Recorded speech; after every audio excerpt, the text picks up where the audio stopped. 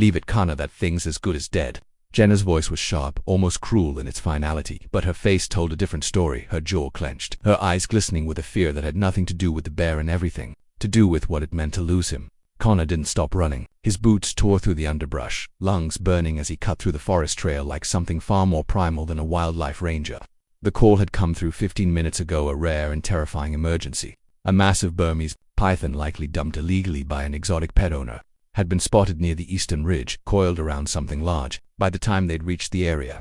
The truth was far worse than the report. It was Kodiak, the grizzly male, the bear Connor had tracked for over 4 years, watched survive starvation, brutal winters, even the poachers that once tried to trap him. He wasn't just a research subject, he was legend, a ghost of the forest, powerful and solitary, and the closest thing Connor had to understanding what resilience looked like in the wild. And now he was dying. The python, easily 20 feet long, had wrapped itself like a slow-moving executioner around Kodiak's massive torso. The bear's eyes were still open, wild with panic and pain, but his movements were fading. Muscles once built to topple trees now twitched helplessly. And just beside him, impossibly, lay a second bear, a smaller one, a cub. Connor stopped cold. No way. The cub was barely the size of a large dog. Its fur, dark and dense, matched Kodiak's coat. It pressed itself into the forest floor, unmoving, wide-eyed but unharmed. Jenna caught up, panting hard, her rifle slung across her back. "Connor, we can't fix this. That snake'll kill us too, and if Kodiak's got a cub, he's already given everything." Connor's heart crashed in his chest. He was protecting it. He let himself get taken so it could run. The python adjusted, tightening its coils, and Kodiak let out a sound that didn't sound like a bear. It sounded like something breaking. Connor didn't think. He moved. He grabbed the flare gun from his vest and aimed at the side of the python's body, not to kill it, but to distract it. The shot exploded with a hiss of fire and smoke, striking a dry patch of leaf litter beside the snake. Flames licked upward, fast and hot. The python flinched, its body recoiling just enough for Kodiak to roll weakly, freeing one massive shoulder. Jenna screamed, "You're going to start a damn wildfire." But Connor was already there, grabbing a fallen branch and swinging hard against the snake's midsection. His second blow connected, and the python, startled and uncoiling in instinctive retreat, slithered rapidly away into the trees, leaving behind a trail of torn leaves and scorch marks. Kodiak collapsed, his body heaving. Connor dropped to his knees, beside the bear, careful not to touch, but close enough that Kodiak could see him. "You're okay," he breathed. "You did it. You kept him safe." The cub, trembling, let out a small, high-pitched cry. Kodiak turned his massive head toward it and, with what little strength he had, let out a low, rumbling chuff. Connor's hands shook. He's his father. This whole time everyone said male grizzlies don't stay, that they don't protect. But he didn't just stay. He took the hit. He laid himself down for his own blood. Jenna stood over them, her anger gone, replaced with stunned awe. "Once ever recorded something like this," she whispered. "This wasn't instinct. It was a choice." Connor looked at her, eyes fierce. "Then we make a choice too. We get them out. We save them both." And in the dense, smoke-kissed quiet of the forest, something ancient had shifted. A father had broken the rules of nature. And now it was time for the humans to break a few of their own. Kodiak's breathing was ragged, each inhale shallow and loud in the stillness of the forest. His body, though massive, looked collapsed inward like a cathedral burned from the inside out, but somehow still standing. The cub had crept closer now, his little paws trembling with each step. He nudged Kodiak's blood-matted shoulder with his snout, whimpering softly, unsure whether to cry or to run. Jenna watched it unfold, her fingers hovering near her emergency radio, but she didn't reach for it. Not yet. Connor was already working, tugging off his jacket and laying it gently over the cub. The wind had picked up just enough to make the temperature cut to the bone. Kodiak, despite everything, lifted his head slightly and gave one more low chufa sound Connor recognized now, not as pain, but reassurance, a father's lullaby. Then the massive bear's eyes slowly blinked and closed again. He was alive, barely, and that was enough to move them into motion. "We need the ATV," Connor muttered, wiping sweat and dirt from his face. "He can't walk. There's no way we carry him on foot." Jenna nodded. "I'll radio base, get a med crate out here, and call for Dr. Halef. Anyone can stabilize him. It's her. Tell her to bring sedation," Connor added. "Just enough to move him safely. And bring thermal wraps for the cub." It took them 40 minutes to get help to the ridge. Every second was layered with fear that Kodiak might slip away before the first injection ever touched his vein.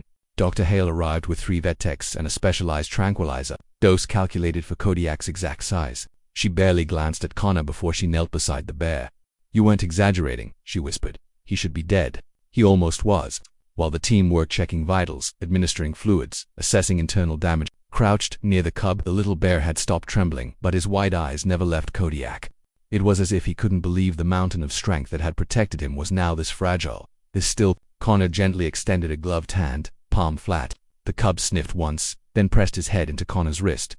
"What if he loses him?" Jenna asked, barely audible. Connor didn't answer right away. His throat was too tight. "Then he loses everything he's ever trusted, and he learns too early that the world takes the best from you without warning." Hale finally stood. "We've got him stable enough to move, but he's critical. If he's going to make it, we need to get him to the wildlife compound now." The ride back was tense. Kodiak was laid on his side in the transport crate. The cub nestled in the corner just inches away, whimpering every time the vehicle jolted. Jenna drove like the forest was on fire behind them, and Connor rode in back, one hand steadying the crate, the other resting near the cub to keep him calm. When they arrived, Kodiak was rushed into an emergency enclosure designed for large carnivores. Warmth, IVs, and silence surrounded him as the team worked. The cub paced anxiously outside the glass, his nails clicking on the concrete, eyes locked on his father's unmoving form. Connor watched him from a distance and knew this moment was where everything would shift, not just for the cub, but for how the world would remember what had happened in those woods. Later that night, after the lab lights dimmed and the noise quieted, Kodiak stirred. Just enough to lift his head, just enough to lock eyes with the cub standing beyond the glass. And though no words were spoken, no growls exchanged, something unspoken passed between them, something deeper than instinct. It was love, in its rawest, wildest form. And in that, the moment, Connor realized what had truly shocked him wasn't that a grizzly had protected his cub. It was that no human had ever believed he would. The compound was quiet that morning, a rare hush settling over the wildlife facility as if even nature held its breath. Kodiak hadn't moved again since the previous night. His vitals were steady but low, and his body remained limp beneath layers of heat pads and sterile gauze. The python's constriction had left deep muscle bruising and likely internal strain. But it wasn't just the physical damage that worried Dr. Hale, it was the emotional trauma, the unbearable stress of a creature whose body had fought to the edge of survival to protect something most didn't believe he could love. The cub hadn't left the window, not once. He had refused food and sleep, huddling in the same position against the observation glass, his small body pressed to the spot, closest to Kodiak's motionless frame. Connor had tried coaxing him away, placing fresh berries, soft bedding, even an old grizzly-scented toy used in rewelding projects. Nothing worked. His gaze never shifted. And while his silence unsettled the staff, Connor understood it too well. It was grief in slow motion, grief not from loss, but from waiting to find out if he'd have to feel it at all. Jenna arrived that afternoon with a new report in her hand. "The python's been spotted again, less than a mile from the creek, near the southern trail." Connor took the paper and barely looked at it. "We knew it would resurface, but that thing's not our priority right now." She frowned. "It might be if it finds another den, or livestock. People are scared." Connor exhaled, hard rubbing, a hand over his face. "I know, but we can't lose sight of what's right in front of us either." He turned and glanced back through the window. The cub had finally slumped sideways into an uneasy sleep. His head rested against the cool glass, breath shallow but steady. Inside the enclosure, Kodiak twitched. It was subtle, almost imperceptible, a poor jerk. Then his nose. Dr. Hale noticed it first and rushed inside, her hands moving quickly to check vitals again. Connor pressed his face to the glass, willing himself to believe it wasn't just a reflex. Then Kodiak stirred again, this time opening one eye slowly, like dragging himself back from some unfathomable depth. "He's waking up," Hale said, her voice stunned. "He's actually coming back." Connor turned to Jenna. "Get the cub inside." Now Jenna hesitated. "He's still weak. Are you sure?" Connor didn't answer. Instead, he gently unlatched the observation door, walked over to the cub, and crouched low. "Come on, little guy. He's waiting." The cub blinked awake, confused at first. But when he saw Hale kneeling by the bear, something in him sparked. He scrambled up, slipping once on the tile, then darted inside. Hale moved aside without being told. The cub padded carefully to Kodiak's side and hesitated, unsure. Then Kodiak let out the faintest chuff. It wasn't a warning, it was permission. The cub climbed into the curve of his father's body, curled tightly, and rested his head against Kodiak's ribs. The big bear didn't move much, but he shifted just enough to create space for him, his arm wrapping ever so slightly around the tiny form tucked against him. Everyone watching went still. Connor felt something loosen in his chest, something that had been locked up for a long time. He didn't care about the python anymore, not in that moment. Because what he saw wasn't just survival, it wasn't just instinct, it was devotion. It was proof that love in the wild wasn't a human invention. It was older, wiser, brutal and beautiful and breathtaking all at once. Kodiak had chosen to live not for himself, but for the cub who now slept against him, safe again. And this time, it wasn't a desperate rescue in the forest, it was home. Finally, home. The days that followed became a delicate balance of recovery and reckoning. Kodiak, though still weak, was healing. The staff tracked slow but steady improvements in his vitals, and every small gain, a stronger breath, a steadier heartbeat, was met with quiet relief.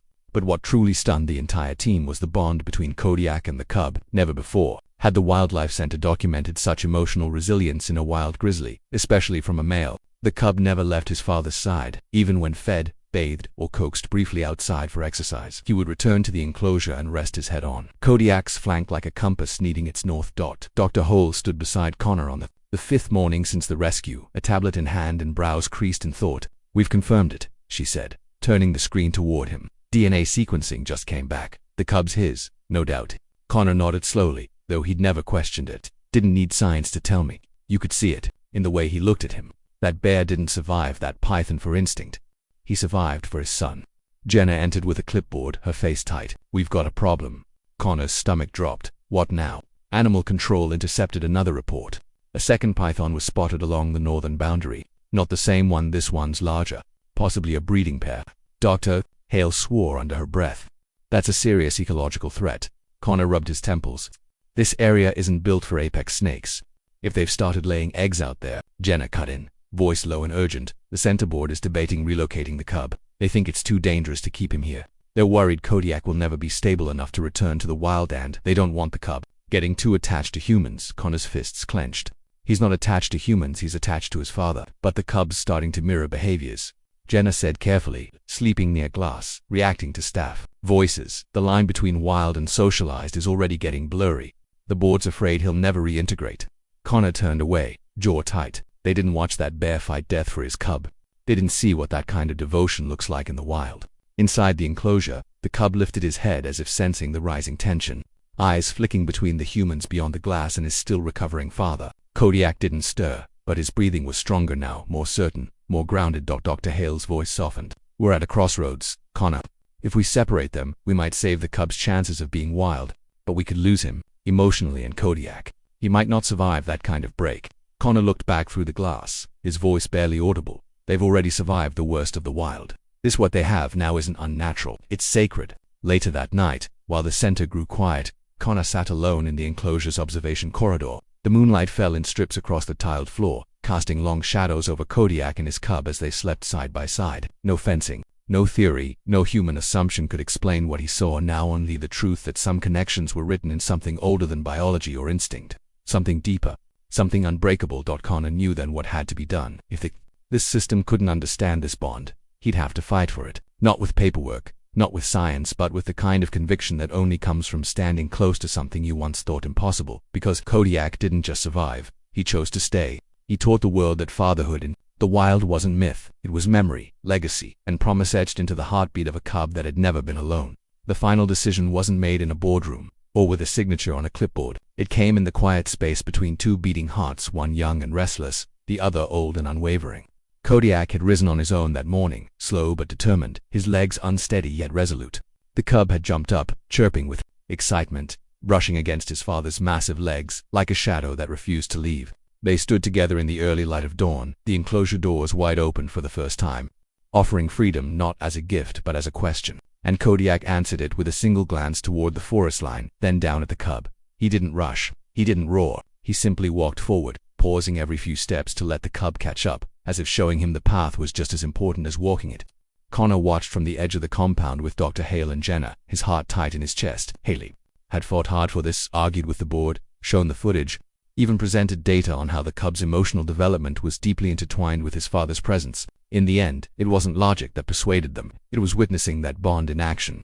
The board had agreed Kodiak and the cub would be released together into a protected reserve, far from the python's range, monitored but untouched. Connor had stayed up late the night before, writing a letter not to the board or the press but to future rangers, students, and conservationists who might one day come across the data. He titled it simply, "Kodiak, a Father's Legacy."